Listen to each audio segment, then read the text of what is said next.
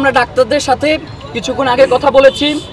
ডাক্তাররা তাকে নিবিড় পর্যবেক্ষণে রেখেছেন এবং ডাক্তাররা আমাদেরকে বলেছেন যে আমরা সাধারণত এই হসপিটালে মানে এমন কোনো সুযোগ সুবিধা বাকি রাখি নাই যেইটা আমরা ওসমান হাদির জন্য নিশ্চিত করব না।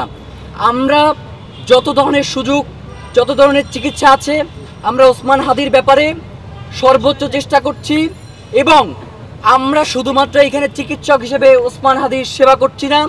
আমরা মনে করছি ওসমান হাদি বাংলাদেশের কণ্ঠস্বর, ওসমান হাদি আমাদের ছোট ভাই, সুতরাং ওকে বাঁচিয়ে রাখাই আমাদের কর্তব্য, আল্লাহ তাআলার ইচ্ছা। ইনশাআল্লাহ আমরা সবাই ধৈর্য ধারণ করব।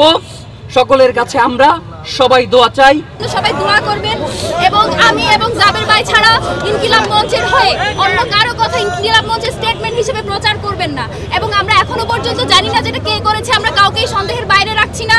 এটা খুব শীঘ্রই জানা যাবে, যেহেতু ডক্টর ইউনূস এই ব্যাপারে আমাদের সাথে যোগাযোগ করেছেন, তাদের এই ব্যাপারে তারা সঠিক সিদ্ধান্ত নিচ্ছেন বা সেই ব্যাপারে ওনাদের প্রসিডিওর চলমান। আমরা সেটা আগামী 24 ঘন্টা তাদেরকে টাইম দিয়েছি, 24 ঘন্টার মধ্যে তারা আমাদেরকে জানাবে। আমাদের ভাই, আমরা এখন শুধু এটুকু আশাবাদী, যেহেতু আমাদের ওসমান ভাই একেবারে জিরো থেকে একেবারে কার্ডিয়াক অ্যারেস্ট থেকে আল্লাহ তাকে আমাদের কাছে তার জীবনটা দান করেছেন, আমরা আশাবাদী যে তাকে সুস্থভাবে আমাদের কাছে ফিরিয়ে দিবেন। এখনো পর্যন্ত তিনি আশঙ্কা মুক্ত নন। সেই জায়গা থেকে আমরা আপনাদের কাছে সকলের কাছে দোয়া করি, আপনারা দলমত নির্বিশেষে যারা মনে করেন যে বাংলাদেশের স্বাধীনতা সার্বভৌমত্বের সাথে ওসমান হাদির বেঁচে থাকা জরুরি, আপনারা সবাই আমার ভাইয়ের জন্য দোয়া করবেন। আজকে আমরা আসলে এত কিছু বলার মতো পরিস্থিতিতে নাই, যেহেতু অনেক গুজব ছড়াচ্ছে, অনেক নেগেটিভ বিল্ডিং এর চেষ্টা করা হচ্ছে। আমরা মনে করেছি এগুলো আপনাদের কাছে ক্লিয়ার করা জরুরি, সেজন্য আমরা আপনাদের সামনে এসেছি।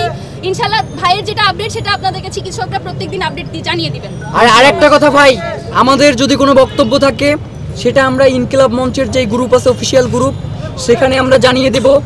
এর পাশাপাশি ফাতিমা তাসনিম জুমা এবং আমি আব্দুল্লাহ জাবের আমাদের প্রোফাইল থেকেও আপনাদেরকে জানাবো। সুতরাং এর বাইরে অন্য যে কোনো কথা বলুক না কেন সেটা ইনকিলাব মঞ্চের অফিসিয়াল কোনো বিবৃতি না।